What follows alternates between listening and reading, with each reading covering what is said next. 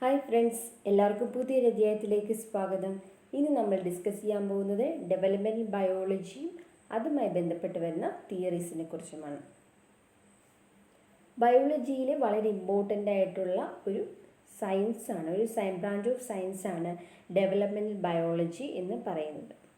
അല്ലെങ്കിൽ നമ്മളിതിനെ ഒരു സിനോണിസം പോലെ തന്നെ എംബ്രിയോളജി എന്ന് പറയാറുണ്ട്.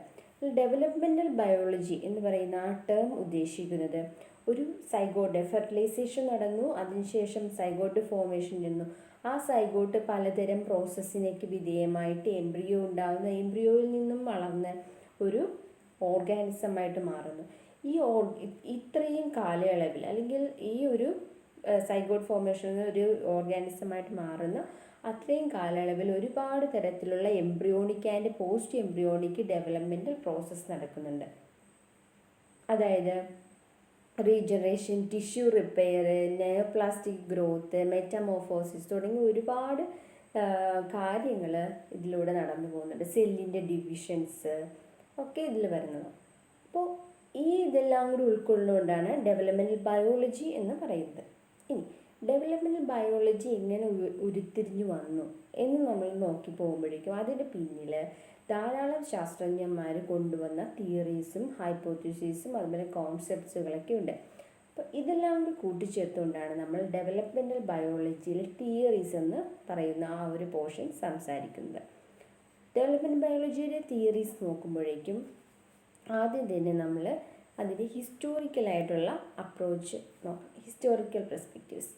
ഏതൊരു സയൻസിൻ്റെയും ഡെവലപ്മെൻ്റ് എന്ന് പറയുന്നത് ഡെവലപ്മെൻറ്റ് തുടങ്ങുമ്പോഴേക്കും അതിൻ്റെ ആദ്യത്തെ ഘട്ടം മുതൽ തന്നെ തുടങ്ങണം, എന്നാലേ അതിൻ്റെ ഒരു വളർച്ച നമുക്ക് മനസ്സിലാക്കാൻ സാധിക്കുള്ളൂ. അങ്ങനെ എംബ്രിയോളജി എന്ന് പറയുന്ന ഒരു ആശയം കൊണ്ടുവന്നതും അത് ഇനിഷ്യേറ്റ് ചെയ്ത് മുന്നോട്ട് കൊണ്ടുവന്നതും ഗ്രീക്ക് ഫിലോസഫറായിരുന്ന അരിസ്റ്റോട്ടിലാണ്.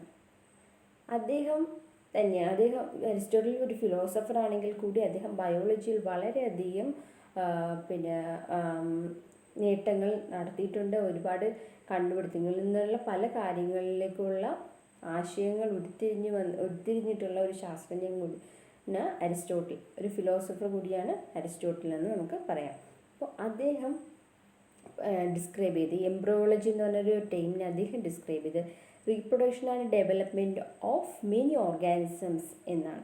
അദ്ദേഹം കൊണ്ടുവന്ന അദ്ദേഹത്തിൻ്റെ ട്രീറ്റീസിൽ ഡീജനറേഷൻ അനിമാലിയം എന്ന് പറയുന്ന അദ്ദേഹത്തിൻ്റെ ട്രീറ്റീസിൽ അദ്ദേഹം ഈ എംബ്രിയോളജിയെ ഡിസ്ക്രൈബ് ചെയ്തേക്കുന്നത് അങ്ങനെയാണ്, the reproduction and development of many organisms എന്ന്. അതുകൂടാതെ തന്നെ അദ്ദേഹം ബിലീവ് ചെയ്തിരുന്ന കുറച്ച് കാര്യങ്ങളുണ്ടായിരുന്നു. അതായത്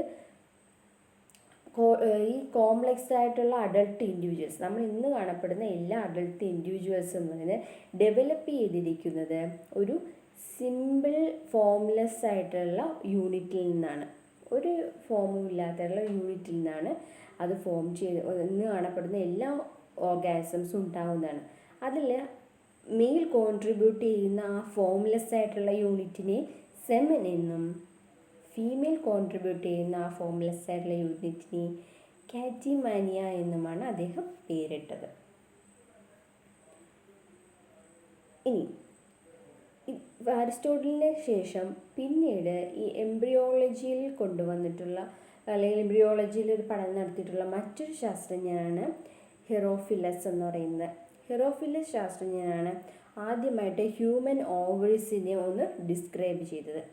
അദ്ദേഹം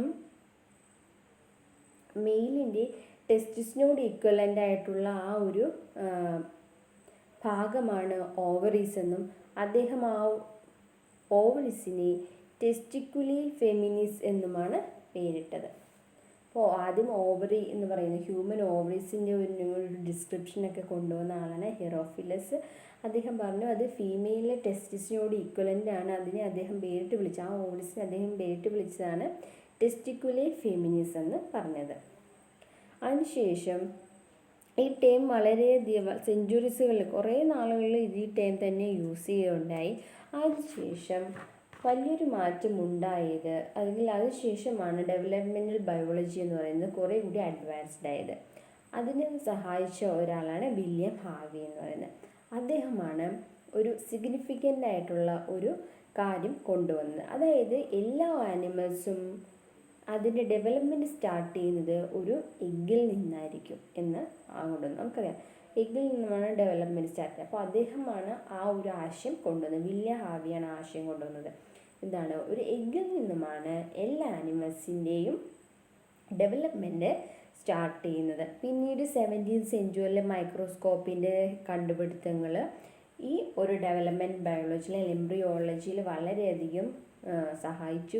അതിനനുസരിച്ച് നമുക്ക് ഓരോ സെല്ലുകളിലുണ്ടാകുന്ന മാറ്റങ്ങൾ, സെല്ലിൻ്റെ ഗ്രോത്ത് ഒക്കെ നമുക്ക് കണ്ടുപിടിക്കാനായിട്ട് സാധിച്ചു. ചിക്കനിൽ ആണ് മെയിനായിട്ട് സ്റ്റഡി നടത്തിയിട്ടുള്ളത്. പിന്നെ നടത്തിയത് സിയാച്ചിൻ. ഈ രണ്ടിലുമാണ് മെയിനായിട്ട് എംബ്രിയോളജിയിൽ സ്റ്റഡികളൊക്കെ നടത്തിയത്. നമ്മൾ MSc സൂളജിയൊക്കെ ചെയ്തവർക്കറിയാം. അവർ ഡെവലപ്മെൻറ്റൽ ബയോളജി എന്ന് പറയുന്ന ആ ഒരു പോർഷൻ പഠിക്കുന്ന സമയത്ത് അവർ എക്സ്പെരിമെൻ്റ് ഒക്കെ ചെയ്യുന്നത് ഓരോ ഹാർട്ടിൻ്റെയും ഒക്കെ വളർച്ച, സ്പൈനൽ കോഡിൻ്റെയൊക്കെ വളർച്ച പഠിക്കുന്നത് ചിക്കിനെ വെച്ചുകൊണ്ട് തന്നെയാണ് നമ്മളത് പഠിക്കുന്നത്. അതൊരു സ്പെസിമെനായിട്ട് കൺസിഡർ ചെയ്തുകൊണ്ട് നമ്മൾ പഠിക്കുന്നത്. അപ്പോൾ ഇത്രയാണ് ഹിസ്റ്റോറിക്കൽ പെർസ്പെക്റ്റീവ് എന്ന് പറയുന്നത്. ഇതിന് ശേഷമാണ് ഓരോ ശാസ്ത്രജ്ഞന്മാർ അവരുടെ കണ്ടുപിടുത്തം കൊണ്ടുവരികയും അത് ഓരോ പേരിൽ അവർ തിയറിയാക്കിയിട്ട് പുറത്തിറക്കുകയും ചെയ്തു. അതിൽ പലതരം തിയറികളുണ്ട്. Preformation theory, theory of epigenesis, recapitulation theory, germplasm theory, mosaic theory and regulative theory. ഇതിൽ പല തിയറീസും എന്ന് പറഞ്ഞാൽ ഇന്ന് സ്വീകാര്യമല്ല. കാരണം അന്നത്തെ കാലത്തെ സംബന്ധിച്ചിടത്തോളം അതൊക്കെ അവരങ്ങനെയൊക്കെ ചിന്തിച്ചിരുന്നു. അന്നത്തെ കാലത്ത് അതൊക്കെ സ്വീകാര്യമാണ്. പിന്നീട് സയൻസ് ഡെവലപ്പ് ആയപ്പോഴേക്കും പല തിയറീസുകളും ഇൻവാലിഡായിട്ട് പോയി. അതിലൊരു തിയറി തന്നെയാണ് പ്രീ ഫോർമേഷൻ തിയറി എന്ന് പറയുന്നത്. പ്രീ ഫോർമേഷൻ തിയറി ആദ്യമായിട്ട് എക്സ്പ്ലെയിൻ ചെയ്തത് മാസ്ലോ മാൽപീജിയാണ്. അദ്ദേഹമാണ് ഈ ഒരു ആശയം കൊണ്ടുവന്നത്. അദ്ദേഹം പറയുന്നത് every egg contained A miniature form of adult individual. അപ്പോൾ നമ്മൾ നേരത്തെ ഒരു ഹിസ്റ്റോറിക്കൽ അപ്രോച്ചിൽ വില്യം ഹാർവി പറഞ്ഞിരുന്നു എല്ലാ ആനിമൽസിൻ്റെയും ഡെവലപ്മെൻ്റ് എന്ന് പറയുന്ന ഇതിൽ നിന്നാണ്, എഗ്ഗിൽ നിന്നാണെന്ന് അദ്ദേഹം പറഞ്ഞു. അപ്പോൾ ആ എഗ്ഗിൽ നിന്ന് തന്നെയാണ്, എഗ്ഗിൽ നിന്നുള്ള ആശയം തന്നെയാണ് ഇവിടെയും പ്രീ ഫോർമേഷൻ തിയറി. പക്ഷേ ഇവിടെ പറയുന്നത് എന്താണ്, ആ ഒരു എഗ്ഗിലെന്ന് പറയുന്നത് ഏത് അഡൾട്ട് ആനിമലിനെയാണ് അതിൻ്റെ ഒരു മിനിയേച്ചർ ഫോമാണ് ഇരിക്കുന്നത്. ഇപ്പോൾ മനുഷ്യൻ്റെ കേസ് എടുക്കുകയാണെങ്കിൽ മനുഷ്യനെ ആ ഒരു എഗ്ഗിൽ കാണുന്നത് മനുഷ്യൻ്റെ തന്നെ മിനിയേച്ചർ ഫോമാണെന്നാണ് അദ്ദേഹം പറഞ്ഞത്. പിന്നീട് ഡെവലപ്മെൻ്റ് എന്ന് പറയുന്നത് ഇനി ആ ഒരു എംബ്രിയോ എഗ്ഗിനകത്ത് ഉണ്ട്, അതിൽ വരുന്ന ഡെവലപ്മെൻ്റ് എന്ന് പറയുന്നത് ഓരോ ബോഡി പാർട്ടും എൻലാർജ് ചെയ്ത് വരികയാണ്. അങ്ങനെ അതൊരു അഡൾട്ട് ആനിമലായിട്ട് മാറുമെന്നാണ് പെർഫോർമേഷൻ തിയറിയിൽ മാൽപീജി പറഞ്ഞു വെച്ചത്. ഇതേ കോൺസെപ്റ്റിനെ ബേസ് ചെയ്തുകൊണ്ട് തന്നെ ഒരുപാട് ആൾക്കാർ ഇതിൽ തന്നെ വർക്ക് ചെയ്തിരുന്നു. ഇനി ഇദ്ദേഹം മനുഷ്യൻ്റെ കേസിൽ ഈ മിനിയേച്ചർ ഓർഗാനിസത്തിനെ വിളിച്ച പേരാണ്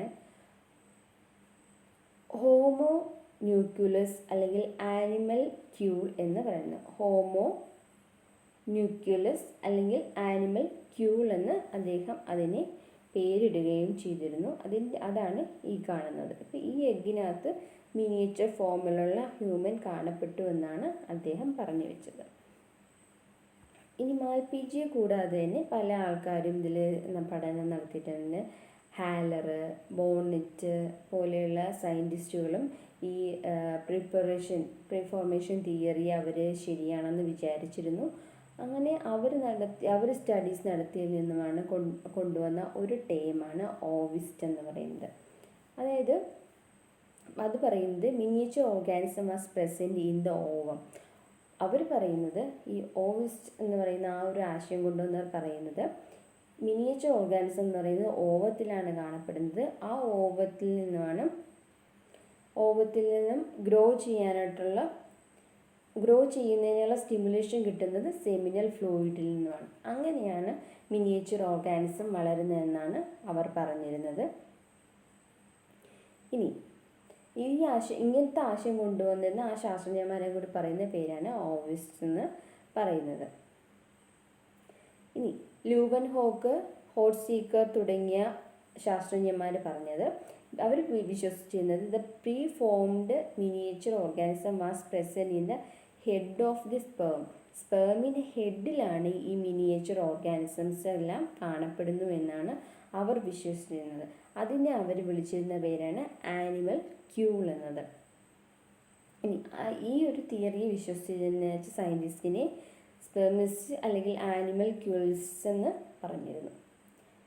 ഇത്രയും ശാസ്ത്രജ്ഞന്മാരുടെ ആശയങ്ങൾ കൂടിച്ചേർന്നിട്ടുള്ള തിയറിയാണ് പ്രീ ഫോർമേഷൻ തിയറി എന്ന് പറയുന്നത്. അതിന് പ്രീ ഫോർമേഷൻ തിയറി സ്റ്റാർട്ട് ചെയ്തത് മാൽപിജി എന്നാണ്.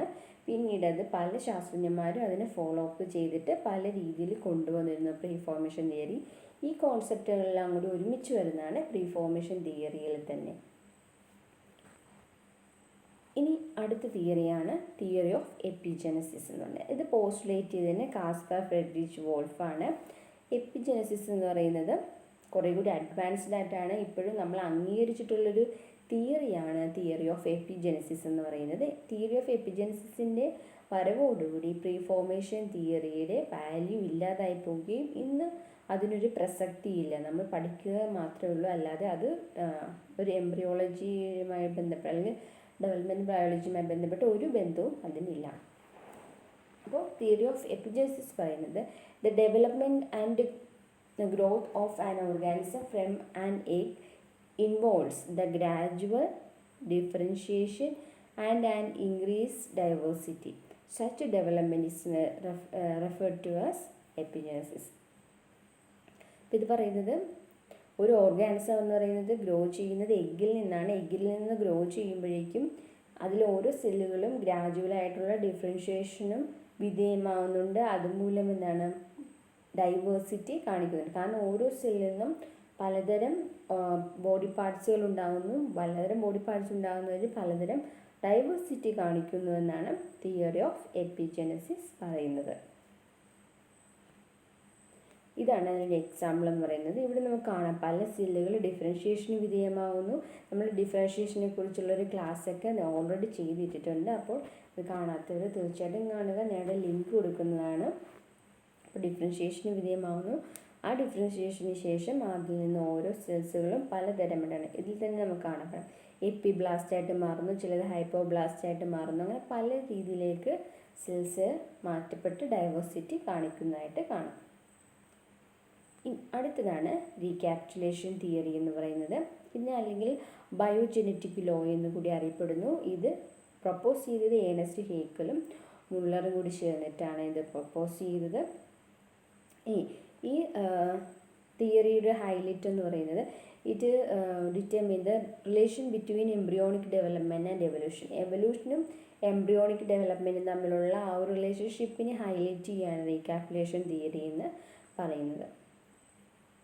ഇനി ഈ തിയറി പറയുന്നത് എന്താണെന്ന് നോക്കാം. According to this theory higher animals in their development pass through stages which are similar to adult stages of lower animals which were their ancestors. അതായത് ഈ അഡൾട്ട് ഹയർ ആനിമൽസ് നമ്മളെപ്പോലെയുള്ള ഹയർ ആനിമൽസും ലോവർ ആനിമൽസും അതായത് fish, frog അല്ലെങ്കിൽ reptiles പോലെയുള്ള ആനിമൽസിൻ്റെയും എങ്ങൽ stage എന്ന് പറയുന്നത് സിമിലറാണ്. അല്ലെങ്കിൽ അവയെല്ലാം എന്ന് പറയുന്നത് ഒരു സിമിലർ ആയിട്ടുള്ള ഒരു അഡൾട്ട് സ്റ്റേജിൽ കൂടി തന്നെയാണ് കടന്നു പോയിട്ടുള്ളത്. അതുകൊണ്ട് ഇവർക്ക് കോമൺ ആയിട്ടൊരു സ്റ്റേജ് ഉള്ളത് കൊണ്ട് തന്നെ ഇവരുടെ ഈ ലോവർ ആനിമൽസ് എന്ന് പറയുന്നത് ഹയർ ആനിമൽസിൻ്റെ ആൻസിസ്റ്റേഴ്സ് ആയിട്ടാണ് ഈ റീക്യാപ്റ്റുലേഷൻ തിയറി വരുന്നത്. നമുക്കൊരു പിക്ചർ നോക്കുമ്പോൾ മനസ്സിലാവും. ഇതിൽ നമുക്ക് ഫിഷ് കാണാം, ഹ്യൂമൻ ഉണ്ട്, റാബിറ്റ് ഉണ്ട്, ചിക്കൻ ഉണ്ട്, ടർട്ടിലുണ്ട്, സലമാൻഡർ ഉണ്ട്. ഇതിൻ്റെ എല്ലാം എന്ന് പറയുന്നത് ഒരു സ്റ്റേജ് നോക്കും, ഒരു സ്റ്റേജിലെല്ലാം ഒരുപോലെയാണ് ഏകദേശം ഇരിക്കുന്നത്. അപ്പോൾ ആ റീക്യാപ്റ്റുലേഷൻ തിയറി പറയുന്നത് ഇങ്ങനെ ഒരു സ്റ്റേജിൽ എല്ലാ ലോവർ ആനിമൽസിൻ്റെയും ഹയർ ആനിമൽസിൻ്റെയും ആ ഒരു സ്റ്റേജിൽ എല്ലാവരും ഒരുപോലെ ഇരിക്കുകയും അങ്ങനെ ഇരിക്കാൻ കാരണമെന്ന് പറയുന്നത് ഈ ലോവർ ആനിമൽസ് ഹയർ ആനിമൽസിൻ്റെ ആൻസിസ്റ്റേഴ്സ് ആയതുകൊണ്ടാണെന്നാണ് റീക്യാപ്റ്റുലേഷൻ തിയറി പറയുന്നത്. അതുകൊണ്ടാണ് ഈ തിയറിക്ക് എവല്യൂഷനുമായിട്ട് ബന്ധമുള്ളതായിട്ട് കാണപ്പെടുന്നത്. അടുത്തതാണ് ജെയിംബ്ലാസം തിയറി എന്ന്. ജെയിംബ്ലാസം തിയറി പ്രൊപ്പോസ് ചെയ്തിരിക്കുന്ന അഗസ്റ്റസ് വീസ്മാൻ. ഈ ജെംപ്ലാസം തിയറി എന്ന് പറയുന്നത് എവല്യൂഷനുമായിട്ട് തന്നെ ബന്ധപ്പെട്ട ഒരു തിയറി തന്നെയാണ്. ഇദ്ദേഹം സൊമാറ്റോപ്ലാസവും ജേംപ്ലാസവും തമ്മിലുള്ള ഡിസ്റ്റിങ്ഷനാണ്, അല്ലെങ്കിൽ തമ്മിലുള്ള വ്യത്യാസമാണ് അദ്ദേഹം തിയറിലൂടെ പറഞ്ഞു വരുന്നത്. അദ്ദേഹത്തെ സംബന്ധിച്ചിടത്തോളം the bulk of bodies formed of somatic cells which disappear with the death of the animals. അദ്ദേഹം പറയുന്നത് ഒരു മനുഷ്യൻ്റെ ബോഡി എന്ന് പറയുന്നത് നിർമ്മിച്ചിരിക്കുന്നത് സൊമാറ്റിക് സെൽസ് വെച്ചിട്ടാണ്. സൊമാറ്റിക് സെൽസ് വെച്ചിട്ടുണ്ടാക്കിയിരിക്കുന്നത് അതിൻ്റെ ഡെത്തോടുകൂടി അത് ഇല്ലാതായി പോവുകയാണ് ചെയ്യുന്നത്. അവയ്ക്കെന്ന് പറയുന്നത് ഇൻഹെറിറ്റ് ചെയ്യാനായിട്ടുള്ള കഴിവോ അല്ലെങ്കിൽ ഒരു നെക്സ്റ്റ് ജനറേഷനിലേക്ക് ഈ സെൽസ് ഒന്നും പോകുന്നില്ല. സൊമാറ്റിക് സെൽസ് ഒന്നും അതിൻ്റെ കുഞ്ഞുങ്ങളിലേക്ക് പോകുന്നില്ല. എന്നാൽ ജേം സെൽസ് എന്ന് പറയുന്നത് അത് എന്ന് പറയുന്ന ഗ്യാമീറ്റ്സുകൾ, ജേം സെൽസ് എന്ന് പറയുന്നത് ഓരോ ജനറേഷൻ കഴിയുന്നതോറും അടുത്ത ജനറേഷനിലേക്ക് ട്രാൻസ്ഫർ ചെയ്യപ്പെടുന്നു എന്നാണ് പറയുന്നത്. ഇതാണ് ജേംപ്ലാസം തിയറിയുടെ ഒരു ഐഡിയ.